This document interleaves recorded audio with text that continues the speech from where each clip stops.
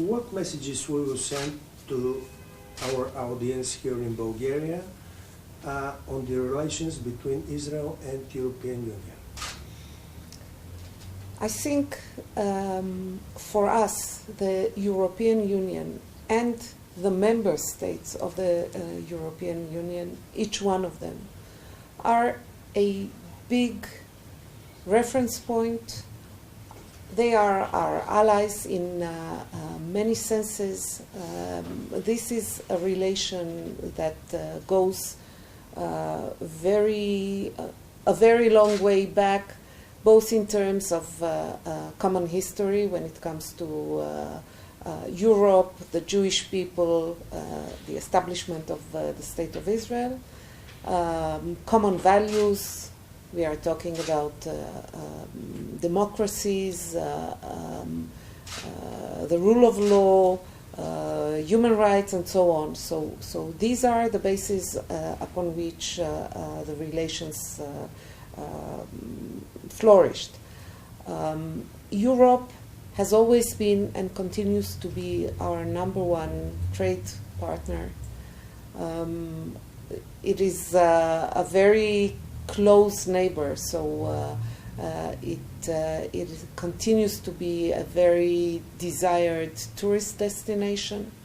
We have a lot of collaboration with Europe, whether it is in the field of research, innovation, combating terrorism, you name it, education, tourism, and so on and so forth. So there's a lot in common, and I think there is no other place except for perhaps the United States with which we have such an intense and complete interaction. Okay, Israel and Europe have a common friend, let's say so, the terrorism. This is one of the challenges that we have together. Who do you think generates terrorism in Europe? Because in Middle East, okay, it's understandable, but do you think that here we just import from such a people from the Middle East or Afghanistan, or there is a radicalization of Islamists which are living within Europe, and they are second or third generation which are born here, but they radicalize. Okay. I think that many studies are being done in Europe, in different parts of Europe, about trying to understand the phenomenon and trying to build a profile of the terrorists. I don't think that it helps, but the fact of the matter is that not always it helps identify potential terrorists, and the proof for that is that you still have terrorist attacks in different places, unfortunately. I think there are many reasons for that. Sometimes it's root causes, as you mentioned, perhaps a frustration of second, third generation that is not fully integrated. But it's not just that. I think the problem of the so-called former combatants, people that went to fight for ISIS and became radicalized in the first place by choosing to go to Syria or Iraq, for that matter, and then they come back to their countries of origin and they are already radicalized and so on. And in Israel, we talk many times about the single terrorist.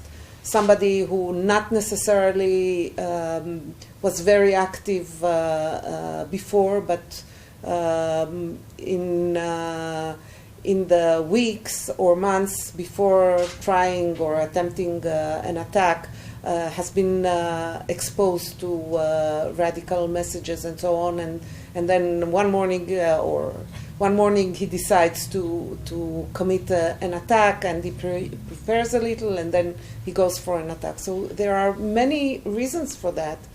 I think that the thing is to be working together. Unfortunately, Israel is a place where many terrorist attacks have occurred, so we do have a certain expertise, unfortunately, in dealing with these situations, not always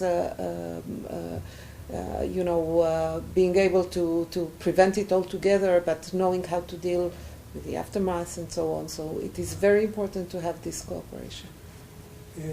Do you think that there is an impact on our bilateral relations, I mean European Union, Israel, because of the Middle East crisis, which is caused by Islamic State? Well, this is, I think it is well known that the issue of the Israeli-Palestinian relations is high on the agenda of Europe. The thing is that, as I said in the beginning, there are many elements that connect us very close together, Europe and Israel.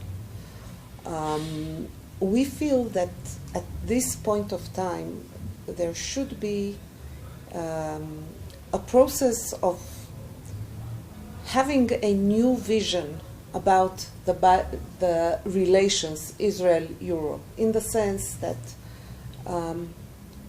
the Middle East has changed dramatically in the last 6-7 years. We've seen societies that have collapsed. We've seen states that have collapsed. We've seen non-state entities that are menacing other states and the stability of the region. We've seen the rise of Iran. And we think that all these are challenges, and very strong challenges, that not just Israel has to cope with from its geographical allocation, but these are issues that affect also Europe tremendously. Europe as being a close neighbor, Europe as suffering, for example, from all these waves of migration that are caused at least partly by these reasons. So we think that Europe and Israel should go beyond just considering the Israeli-Palestinian issue into considering and seeing where we can work together in order to face all these very big challenges that stem from the Middle East.